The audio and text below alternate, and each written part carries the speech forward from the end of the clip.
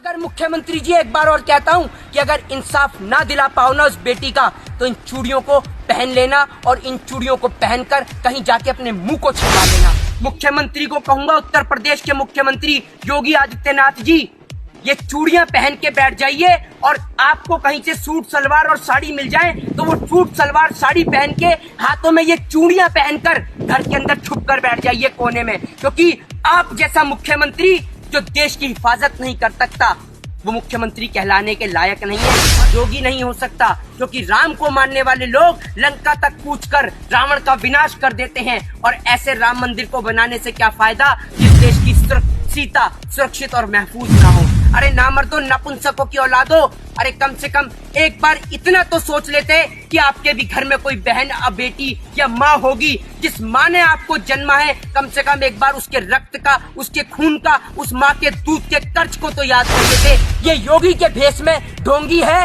ये राम की आड़ में कंस का खेल चला रहा है, ये कृष्ण की आड़ में कंस का भेष धारण किए हुए ये राम का वंशज नहीं हो सकता, ये कंस की औलाद है इस देश के अंदर, ये रावण का भेष है। और आपको बता योगी जी के पास तो बहुत सारा काम है, वो देश की बेटियों को देखें, उत्तर प्रदेश की बेटियों को देखें या गायों को देखें, क्योंकि ये भी तो एक काम है। अगर मेरा बस चले तो इस उत्तर प्रदेश के ढोंगी मुख्यमंत्री अजय सिंह बिष्ट को इस गाय के खूंटे से बांधकर पूरे हाथरस से लेकर पूरे लखनऊ तक खदेड़ने का दम रखता हूँ, इतना दम है।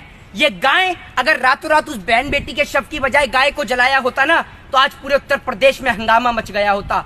आज आप देखिए, रातों रात उस बेटी के शव को जला दिया जाता है। और देश का दुर्भाग्य है ये कि देश के अंदर तलाक एक साल में भले ही 12 होते हैं, लेकिन बलात्कार हर 12 मिनट पे, हर 10 मिनट पे एक होता है। लेकिन हमारे देश का दुर्भाग्य है कि हमारे देश के मुल्क के लोगों को 3 तलाक के ऊपर कानून चाहिए, लेकिन रेप और बलात्कार के ऊपर कोई कानून नहीं चाहिए। शिखर धवन की उंगली में चोट आ जाने पर यह देश का प्रधानमंत्री उसे संवेदना व्यक्त करता है, और देश की फूल जैसी बच्ची के बलात्कार को लेकर इससे एक ट्वीट नहीं किया जाता है। कुवैत का शासक मर जाने पर यही प्रधानमंत्री नरेंद्र मोदी उसको ट्वीट करके संवेदना व्यक्त करता है। बहन बेटी के साथ बलात्कार हो जाने पर इसके हलक में ना जाने कौन सा फेविकॉल अटक जाता है कि इसकी हलक से आवाज नहीं निकलती। ये योगी के भेष में ढोंगी है, ये राम की आड़ में कंस का खेल चला रहा है, ये कृष्ण की आड़ में कंस का भेष धारण किए हुए ये राम का वंशज नहीं हो सकता, ये कंस की औलाद है इस देश के अंदर, ये रावण का भेष है।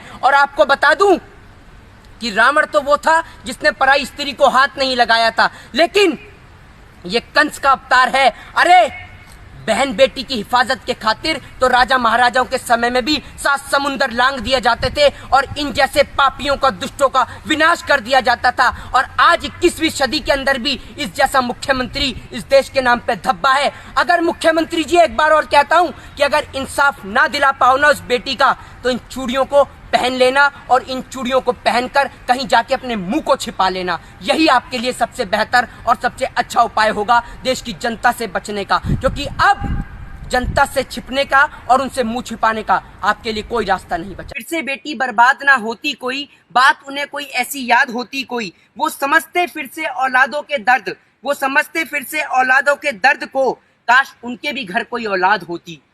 अब कहना चाहूंगा कि अपनी फूल जैसी बच्चियों की हिफाजत खुद कीजिए, क्योंकि जो सरकार चलाने वाले हैं वो खुद बेऔलाद हैं।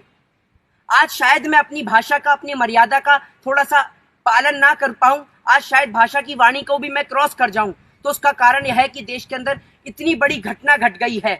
अरे नामर्दो, हिजड़ो, नपुंसकों की औलादो, कम से कम अब तो थोड़ी सी शर्म कर लो। और सबसे बड़ा नापुंसक वो नहीं होता जो एक बच्चे को जन्म ना दे सके, सबसे बड़ा नापुंसक आज देश के अंदर वो है जो इतनी बड़ी घटना हो जाने के बाद भी इसके अंदर जाति और धर्म को ढूंढ रहा है, अभी भी इसके अंदर हिंदू और मुस्लिम के एंगल को तराश रहा है। अरे नामर्दो, नपुंसकों की औलादो, अरे कम से कम एक बार इतना तो सोच लेते कि आपके भी घर में कोई बहन या बेटी या माँ होगी जिस माँ ने आपको जन्मा है। कम से कम एक बार उसके रक्त का, उसके खून का, उस माँ के दूध के कर्ज को तो याद कर लेते जो आपने दूसरी बहन के साथ में, बेटी के साथ में इतना बड़ा कांड, इतना बड़ा जुर्म कर दिया। अरे वो बेटी तड़प रही थी, रो रही थी, उसकी आंखों से वो चीख निकल रही थी, उसकी जीभ तक आपने काट दी, जीभ उसकी कटी और गूंगी पूरी देश की सरकार हो गई, बहरा देश का मुख्यमंत्री हो गया। नहीं मान सकता कि ये जो मुख्यमंत्री उत्तर प्रदेश में बैठा है ये योगी है, नहीं मान सकता ये भगवान श्री राम की विचारधारा का व्यक्ति है,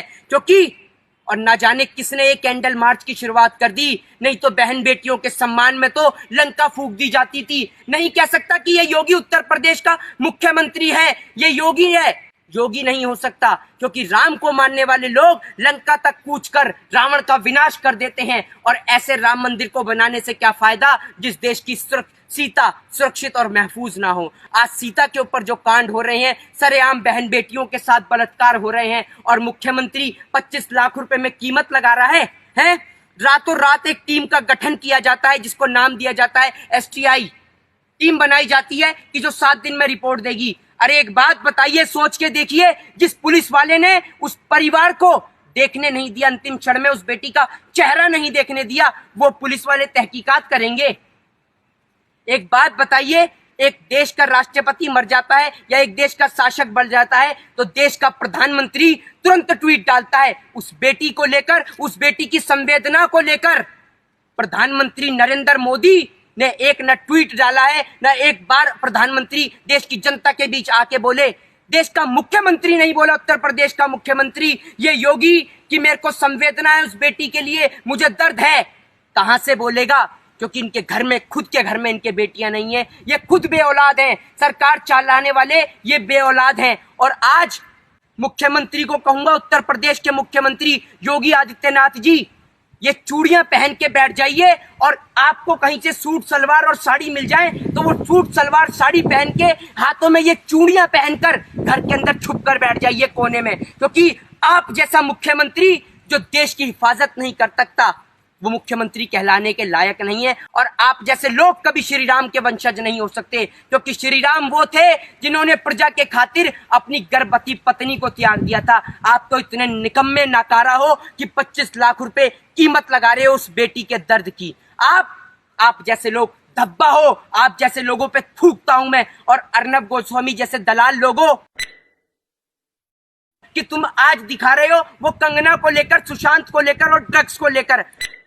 तो इतनी तो शर्म कर लो, उस बेटी की मां तड़प रही है सड़क पर, एक बार आकर तो पूछ लो कि मां तेरे साथ क्या घटना हुई है, तेरी बेटी के साथ क्या हुआ। कम से कम इंसाफ के लिए आवाज तो उठा लो, वरना ऐसे चैनलों को बंद करके बैठ जा। अगर हम जैसे लोगों का बस चलता है ना, तो ऐसे बलात्कार करने वाले लोगों को बीच चौराहे पे गोली मार दी जाती। आज एक बात बताइए, आज कहना चाहता हूं बाबा साहब भीमराव अंबेडकर से भी, कि काश आपने देश के संविधान के अंदर एक ऐसा प्रावधान बनाया होता कि बलात्कार करने वाले आरोपियों के लिए ना कोई कोर्ट होता, ना कोई जज होता, ना कोई पुलिस होती, ना कोई CBI होती, ना कोई ED होती। सिर्फ एक ही सजा होती, वो होती बीच चौराहे पे गर्दन सर से अलग कर दी जाए, धड़ से अलग कर दिया जाए सर को, ये सजा होनी चाहिए थी। आज एक घटना के बाद दूसरी घटना, दूसरी घटना के बाद तीसरी घटना। कहते हैं ना, बेटी बचाओ बेटी पढ़ाओ, आज उसका विपरीत है, बेटी को जलाओ और अपराधी को बचाओ। यह है आज उत्तर प्रदेश के मुख्यमंत्री का असली चेहरा, जो आज लोगों के सामने देखने को मिल रहा है। अरे नामर्दो, नपुंसको, कम से कम अब तो अपने बच्चों की, अपनी बहन बेटियों के बारे में सोचो। आज समझ में आता है कि इस देश के अंदर ऐसी औरतों की कोई जरूरत नहीं है, इस देश के अंदर ऐसी औरतों की कोई जरूरत नहीं है, स्मृति ईरानी जैसी औरतों की कोई जरूरत नहीं है, जिनको आप जैसी बहन बेटियां संसद बनाकर संसद तक भेजती हैं। ये औरतें सांसद बनने के लायक नहीं है कि एक महिला होकर एक बेटी के दर्द के लिए आवाज नहीं उठा रही। अगर आज स्मृति ईरानी जी, अगर आपके अंदर इतनी सी भी इंसानियत बाकी है तो आज बैठो संसद के बाहर धरने पर, निकलो अपने घर और मकानों से और इन बेशरम बेहया, इन बलात्कारियों को फांसी की सजा की मांग करो। पुलिस वाला सीधे मुंह बात नहीं करता। अरे आप हिंदू धर्म की बात करते हैं, हिंदू धर्म में कभी भी रात के वक्त किसी का अंतिम संस्कार नहीं होता और ये रातों को अंतिम संस्कार कर देते हैं। अरे दलालो भड़वो, कम से कम थोड़ी तो इंसानियत अगर तुम्हारे अंदर बाकी है, और अगर अभी भी तुम्हारे दिल के अंदर इतनी सी भी इंसानियत अगर बाकी है, तो उस बेटी बहन के लिए आवाज उठाओ। क्या उत्तर प्रदेश का यही मुख्यमंत्री योगी आदित्यनाथ जब भी यही कहता, अगर ये बलात्कार किसी नेता की बेटी के साथ होता तो क्या मुख्यमंत्री ये कहता कि मैं 25 लाख दूंगा? अरे 25 लाख देश की जनता आपको देगी, आप उन बलात्कारियों को फांसी देके दिखाओ अगर माँ का दूध पिया है तो। 25 क्या 50 लाख देगी देश की जनता आपको, आप फांसी तो देकर दिखाओ उनको। है आप में दम फांसी देने का? है आपके कानून में दम? अगर आपके कानून में इतना दम होता ना, आपके अंदर फांसी देने का इतना दम होता, तो आज आपका कुलदीप सिंह सेंगर, चिन्मयानंद, नित्यानंद जैसे बलात्कारी आज जेल के अंदर बैठ के जेल की रोटियां नहीं खा रहे होते, बल्कि फांसी के तख्ते पे झूल गए होते।